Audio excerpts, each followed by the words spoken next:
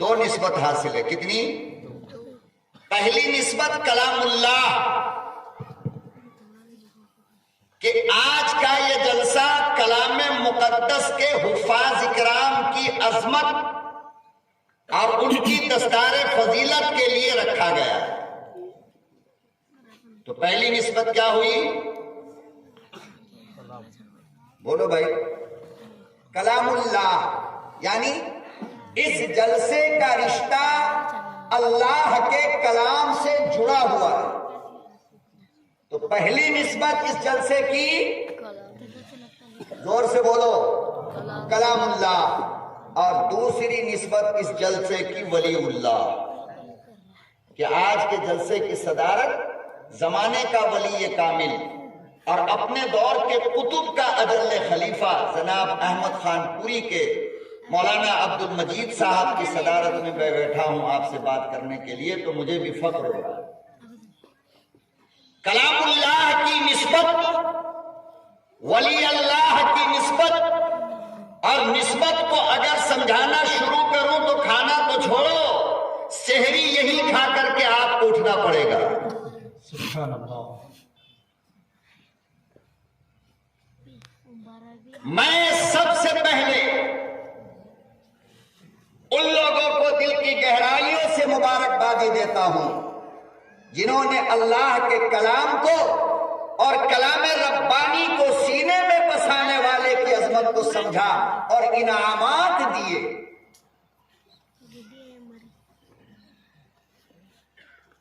کیا دیا؟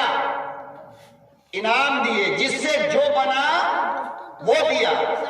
محمود غزنوی کے بارے میں لکھا ہے، علماء حضرات کی موجودگی میں ذمہ داری سے کہتا ہوں سنو.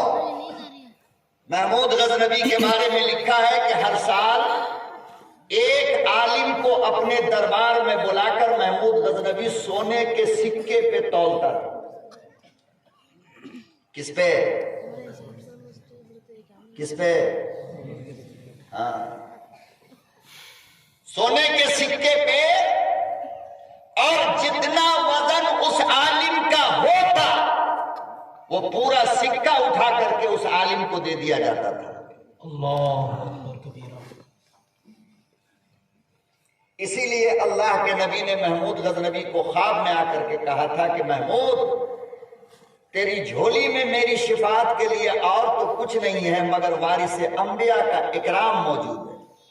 صلی اللہ علیہ وسلم. صلی اللہ کہ تو نے میرے عالم کا اکرام کیا، میرے عالم کی آبرو عزت اور اس کی عظمت کو جو تو نے سینے سے لگایا، یہ تجھے اس بات کا حقدار بناتا ہے کہ میں آمنہ کا در یتیم قیامت میں تیری شفاعت کروں. سبحان اللہ.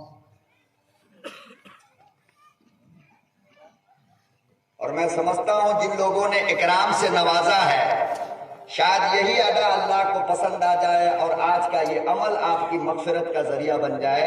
میرے مالک کے لیے یہ کوئی بڑی بات نہیں، اللہ کے لیے بڑی بات ہے. تو جن لوگوں نے نہیں دیا انعام وہ تو پچھتاؤ گے رات بھر. اچھا ہوتا ہم بھی دے دیے ہوتے. تو ابھی وقت تھوڑی گزر گیا ہے، ابھی بھی دے سکتے ہیں. یہیں پر بیچارہ بیٹھا ہوا.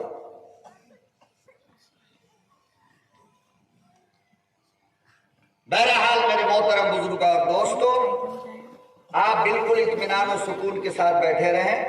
انشاءاللہ العزیز ہمارے بعد صدر محترم کا بھی بیان ہوگا. کچھ نہیں تو بس اتنا سن لو. نبی کریم صلی اللہ علیہ وسلم نے ارشاد فرمایا کہ ولی کی صورت، ولی کا چہرہ جس نے دیکھ لیا محبت سے. کس سے؟ ولی کا چہرہ جس نے دیکھ لیا محبت سے. فرمایا کہ میں محمد اس بات کی ضمانت لیتا ہوں کہ اس کا خاتمہ ایمان پر ہوگا. سبحان اللہ. بھائی نبی کا نام آ جائے تو صلی اللہ. اس کا خاتمہ ایمان پر ہوگا. یا ولی اس کو دیکھ لے تو بھی خاتمہ ایمان پر ہوگا. میں اسی لیے تو کہا کرتا ہوں لوگوں سے کہ جتنا قریب ہو کر کے بیٹھو گے ولیوں کی صورت اتنا صاف نظر آئے گی. مانتے نہیں یہ لوگ، دور بیٹھ جاتے ہیں۔ بھائی ابھی بھی ساتھی جو پیچھے بیٹھے ہوئے ہیں وہ آگے آ جائیں، یہ ہم ہی لوگوں سے کہا جا رہا ہے۔ نہیں، یہ سمجھ رہے کہ افغانستان سے خطاب کرو۔ آ جائیں بھائی، پیچھے والے جو ساتھی ہیں جہاں تک آواز پہنچ رہی ہے آگے آ جائیں، ہم ہی سے کہا جا رہا ہے اور ہم ہی سے خطاب ہو رہا ہے۔ بہرحال میرے محترم بزرگوں اور دوستوں، بات جو اصل آپ سے کرنی ہے وہ یہ کرنی ہے کہ آج روئے زمین پر اور آسمان کے نیچے 8 حافظ قرآن کا اور اضافہ ہو گیا، بولو نا، 8 حافظ قرآن کا اور اضافہ ہو گیا۔ دشمنان اسلام جتنی کوشش کر رہا ہے قرآن کو مٹانے کے لیے، اسلام کو مٹانے کے لیے، اسی رفتار سے قرآن کریم کو سینے میں بسانے والے حفاظ بھی بڑھتے جا رہے ہیں۔ اب دنیا پریشان ہے کہ یار ماتھا پھینچی کا کام چھوڑو، مسلمان نے قرآن اسے مانا ہے جو کلام مقدس عالم و حافظوں کے دل کے اندر موجود ہے۔ رہا مسئلہ کاغذ پہ لکھا ہوا قرآن تو اس کو جلا کے بھی کیا کرو؟ دنیا کی کوئی کتاب ایسی نہیں جسے جلایا جائے تو وہ دوبارہ لکھ دیا جائے۔ توریت جلاؤ، دوبارہ نہیں لکھ سکتے۔ انجیل جلاؤ، دوبارہ نہیں لکھ سکتے۔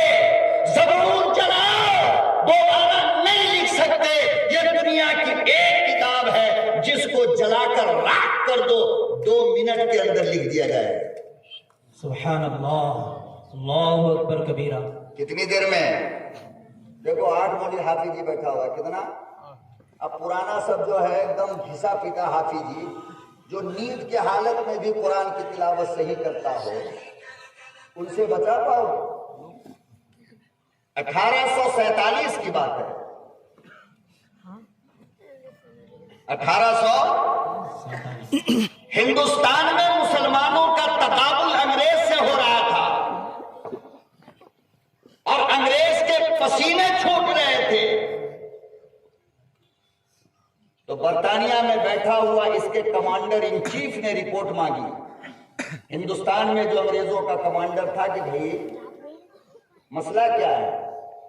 دوسری قوم کے لوگ تو آرام سے اپنا کاروبار کر رہے ہیں، تجارت کر رہے ہیں، کھیتی باڑی کر رہے ہیں، وہ تو تم سے لڑ نہیں رہے، وہ تو تم سے مقابلہ کر نہیں رہے۔ کون؟ جو آج ہم ہی سے مانگتے ہیں سرٹیفکیٹ، ہو ہندوستانی ہو سرٹیفکیٹ دے دو۔ کیا دے دو؟ میں کہتا ہوں کہ میرا سرٹیفکیٹ اگر تم کو مانگنا ہے تو تاج محل کی سفیدی سے مانگو جا کر کے، تمہارے باپ کا نہیں ہے۔ میری سند اگر مانگنی ہے تو بیجاپور کے گول گنبد سے مانگو، میرے باپ نے بنایا، تمہارے باپ نے نہیں۔ میری سند اگر مانگنی ہے تو دلی کے لال قلعہ سے مانگو، جہاں پہ کھڑے ہو کر کیا فخر سے ہمارا ترنگا لہراتے ہو۔ ہماری سند اگر مانگنی ہو تو جامع مسجد کی سرخی سے مانگو جا کر کے، جس نے ہندوستان کو وقار بخشا ہے۔ ہم تم کو سند دکھائیں گے، تم دکھاؤ اپنی سند۔ تم کہاں تھے جب ہمارا شیخ الہند مالٹا کی جیل میں زندگی جی رہا تھا اور ہمارا حسین احمد مدنی سر سے کفن باندھ کر کراچی کے خالد نیا حال میں انگریز کو کہہ رہا تھا کہ کتے تیری سزا معلوم تھی اسی لیے کفن بھی دیوبند سے ساتھ لایا؟ تم کہاں تھے اس وقت؟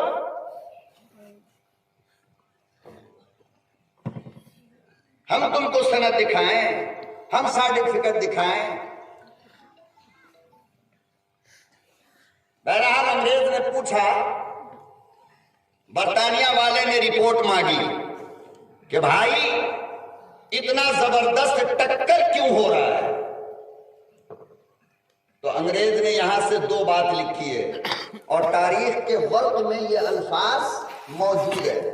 انہوں نے کہا کہ سر ایک بات سن لو، جب تک ہندوستان میں مولوی رہے گا اور قرآن رہے گا، ہماری جیسی کروڑوں فوجیں آ کر کے شکست کھائے گی، کبھی جیت نہیں سکتی۔ بے شک بے شک۔ میں جو کچھ آپ کو سمجھانا چاہ رہا ہوں کامیاب ہوں سمجھانے میں، سب سمجھ رہے ہیں نا لاسٹ تک؟ جی سمجھ لکھنوی اردو تو نہیں بول رہا ہوں میں، ورنہ نہیں سمجھ میں آ رہا ہے تو کہو میں کنڑا میں شروع کروں۔ سمجھ رہے ہیں نا؟ کیا کہا انگریز نے کہ جب تک ملا رہے گا، قرآن رہے گا، ہم جیت نہیں سکتے۔ انگریز نے کہا برطانیہ سے فرمان جاری ہوا تو ایک کام کرو، سب سے پہلے مولویوں کو مارو، مدرسوں کو جلاؤ۔ دلی شہر میں تنہا صاحب 3000 مدرسے تھے۔ کتنے آگا سر؟ محرم کے ٹائم میں آپ لوگوں کیا وہ اولا آگ جلا کر کے لوگ چلتے ہیں اس کے اوپر؟ چلتے ہیں نا؟ تو آپ لوگ سمجھتے ہیں کہ جبریل کے رشتہ دار آ گئے، پاؤں نہیں جل رہے۔ کوئی کمال ومال نہیں ہوتا ہے، پورے پاؤں میں وہ کیمیکل لگا لیتا ہے، مینڈک کی چربی آتی ہے، مینڈک کی، اس کو لگا لو انگلی میں، آگ میں ہاتھ ڈالو، انگلی جلتی نہیں۔ کل سے ٹرائی کر کے دیکھ لو، جلے تو پھر ہم کو مت فون کرو۔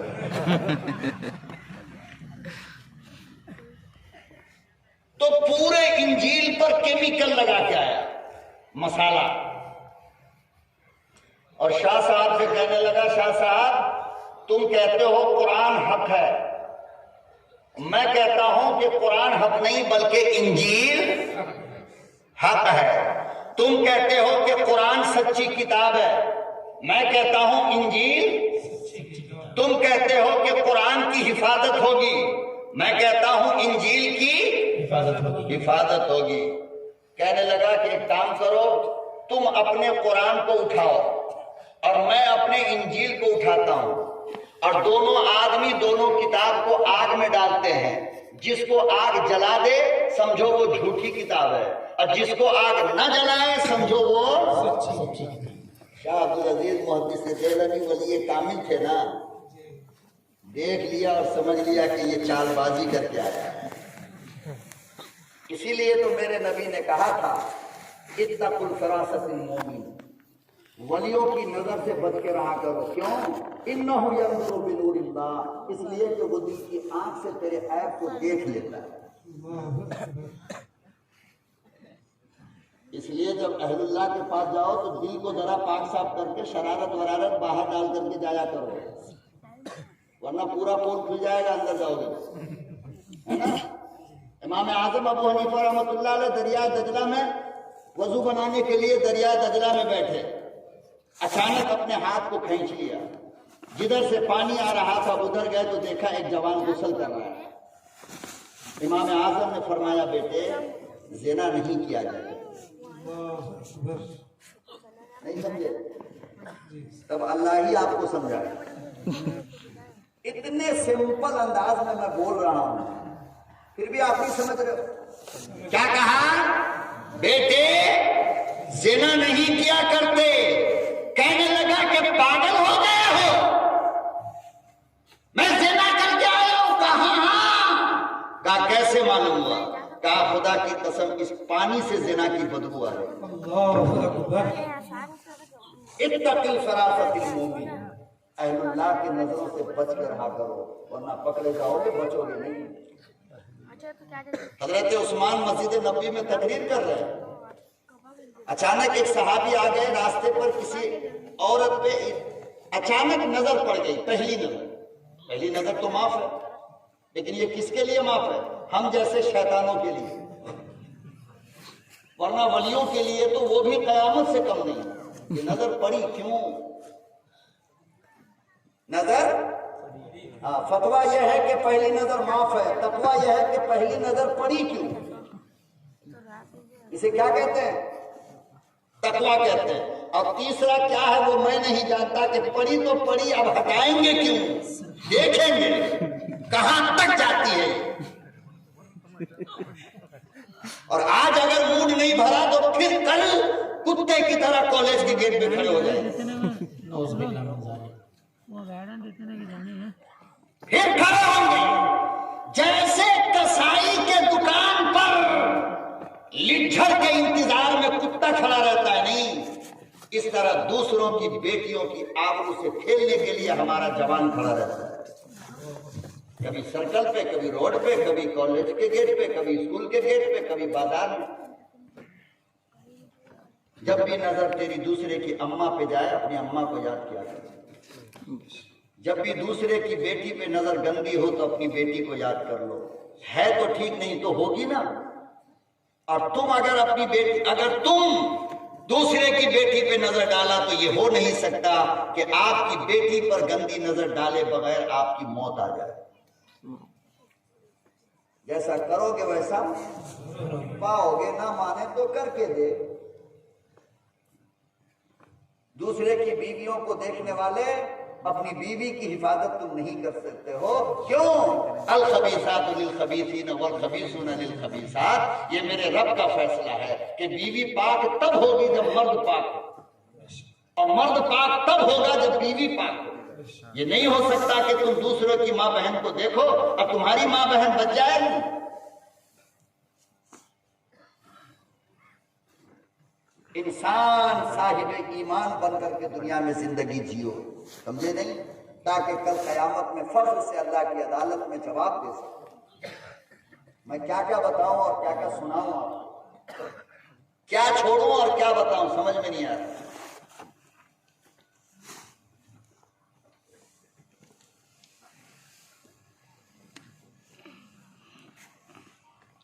اتقی فراست المومن، اہل اللہ کی نظر سے بچ کے رہا کرو، کیوں؟ انہ ینظر بنور اللہ، وہ اپنی نظر سے نہیں دل کی آنکھ سے تیرے گناہوں کو دیکھ لیتا ہے۔ تو پہلی نظر صحابی کی پڑ گئی، توبہ وبا کر کے مسجد میں چلے گئے، حضرت عثمان ایک دم غصے میں آ گئے، حالانکہ وہ غصہ ہوتے نہیں تھے، وہ غصے میں آ گئے اور کہا کہ لوگ آنکھوں کی زنا کر کے میری مجلس میں آ کے بیٹھ جاتے ہیں، پوری مسجد کے اندر اس کی بدبو پھیل گئی۔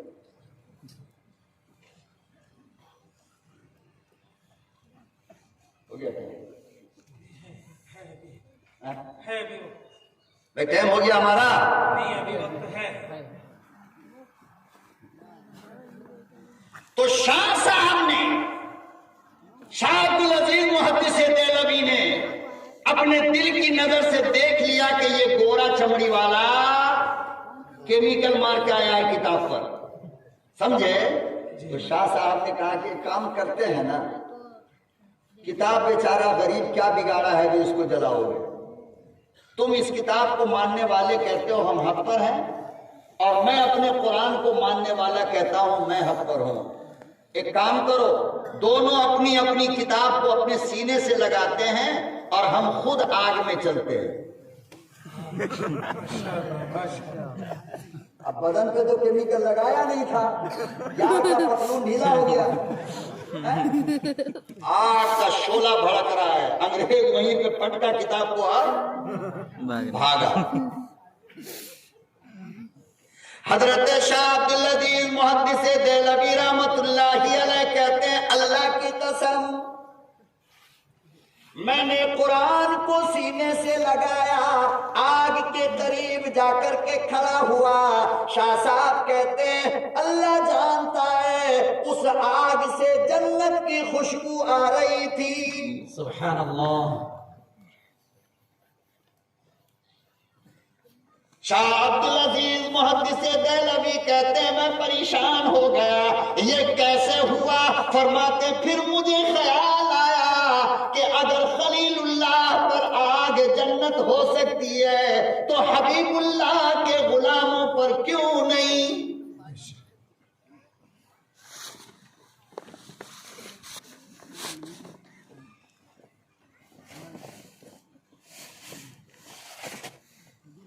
تو مولانا رشید احمد گنگوہی رحمت اللہ علیہ نے فرمایا او انگریزوں تم سمجھتے ہو قرآن یہ ہے؟ ارے قرآن تو وہ ہے جو میرے بچوں کے سینے میں محفوظ ہے، جو دل کی میموری کے اندر موجود ہے۔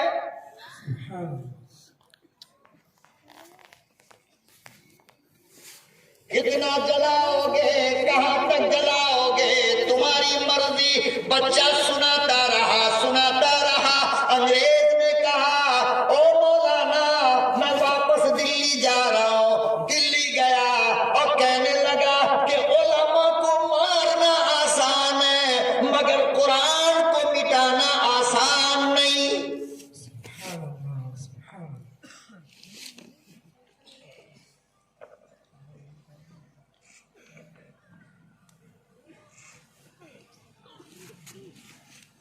حضرت ابوبکر صدیق رضی اللہ تعالی عنہ کے پاس نبی کریم صلی اللہ علیہ وسلم کی داڑھی کا ایک بال تھا.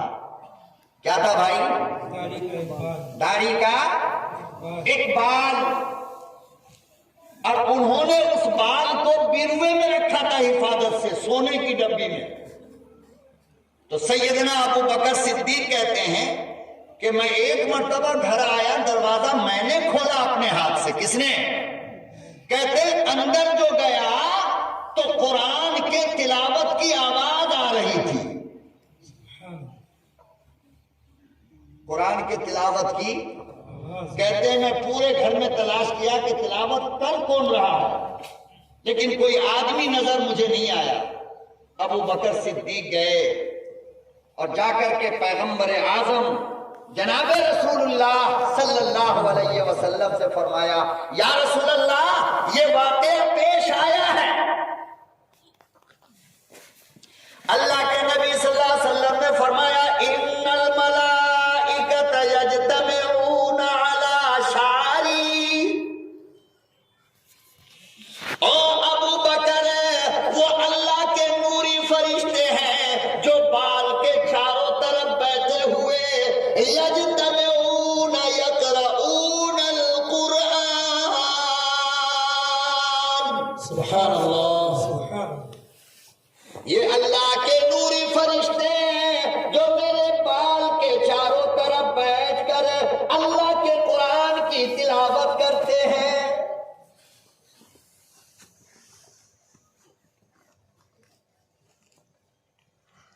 امام الانبیاء محبوب کبریا حضرت محمد مصطفیٰ صلی اللہ تعالی علیہ وسلم نے ارشاد فرمایا لوگو تم ناچنے والیوں کا گانا اتنا غور سے نہیں سنتے ہو جتنا غور سے اللہ قرآن کی تلاوت سنتا ہے.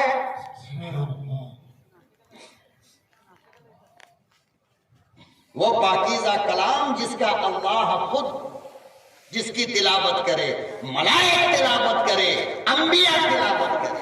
علماء بیٹھے پوچھو جنتی جب جنت میں چلے جائیں گے تو اللہ رب العالمین جنتیوں کو جمع کر کے فرمائے گا کیسی ہے میری جنت. کس کو جمع کر کے فرمائے گا؟ جنتی. نہیں جنتی مت کہو, جنتی کہو ہم لوگوں کو جمع کر کے کہے گا انشاءاللہ. عالموں کو دیکھ رہے ہو, بزرگ ہستی کو دیکھ رہے ہو, حفاظ اکرام کو دیکھ رہے ہو, تو کیا اللہ کو رحم نہیں آئے گا؟ تو ہمیں جنت میں نہیں ڈالے گا؟ ڈالے گا نا. تو کیا کہو اللہ ہم لوگوں سے پوچھے گا جنت کیسی لگی. جنت کس سے پوچھے گا؟ انشاءاللہ. انشاءاللہ. اللہ کی ذات سے امید یہ ہے کہ اللہ تعالیٰ ان حافظ قرآن کے صدقے میں, اس ولی کامل صفت انسان کے صدقے میں, اور یہ تمام علماء اکرام کا خوبصورت گلدستہ جو آپ کے سامنے اس وقت موجود ہے, ان کی برکت سے یہاں پر جتنے لوگ بیٹھے ہیں سب کی مغفرت کر دے گا. اور انشاءاللہ مایوس مت ہوا کرو کبھی بھی.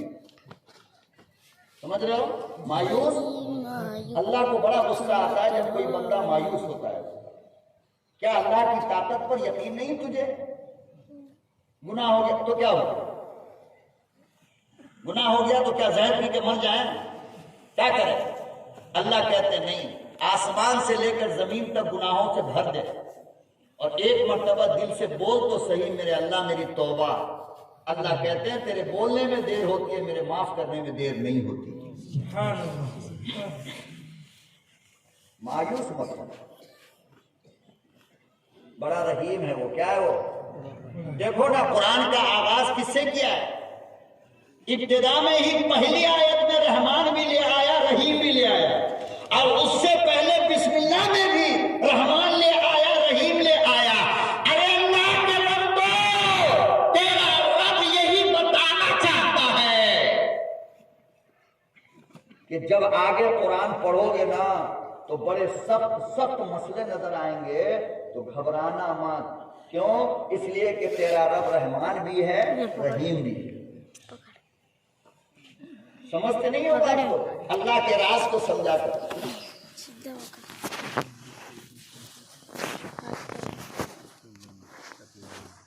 تو اللہ پوچھے گا جنت میں، بھائی کہیں ایسا تو نہیں کہ میں آپ کا وقت زیادہ لے رہا ہوں؟ کچھ لوگ اٹھ بیٹھ کر رہے ہیں، میری سمجھ میں نہیں آ رہی، مجھے گھبراہٹ ہو رہی ہے۔